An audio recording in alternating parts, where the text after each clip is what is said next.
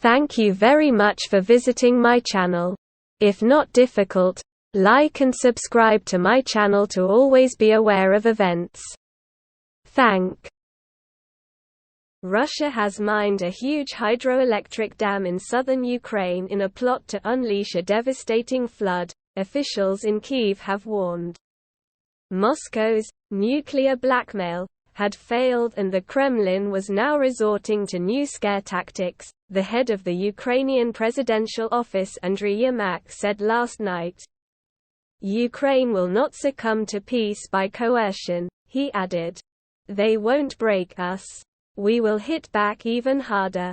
His remarks came after President Volodymyr Zelensky condemned Russian terrorists for laying explosives along the barrier at the Kakhovka hydroelectric power plant in the occupied Kherson region, which Ukraine is pushing to retake. Seized by Russia at the beginning of the war, the Kakhovka Dam provides one of the last remaining routes over the Dnipro River in the region. Kherson has been the scene of intense fighting over the past week as the Ukrainian armed forces look to retake the regional capital of the same name, a key strategic port on the Black Sea. Kyiv hopes to recapture the city before winter sets in.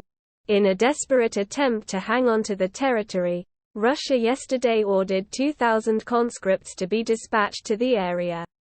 Mr. Zelensky said, "Everyone in the world must act powerfully and quickly to prevent a new Russian terrorist attack. Destroying the dam would mean a large-scale disaster. If the dam is destroyed, the North Crimean Canal will simply disappear. The canal provides the illegally occupied Ukrainian peninsula of Crimea with 85% of its water supplies."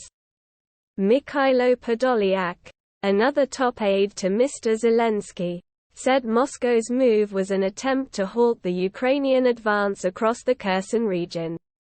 Russia is preparing a man-made catastrophe by flooding this territory to stop Ukraine's counter-offensive and block their own retreat, he wrote on Twitter. Vladimir Putin's puppet officials began evacuating civilians out of the area this week and claim the number could reach 60,000 in a move that Kyiv has described as forced deportations. A report by the Institute for the Study of War, a U.S. think tank, said last night that Russia was likely continuing to prepare for a false flag attack on the Kakhovka hydroelectric plant.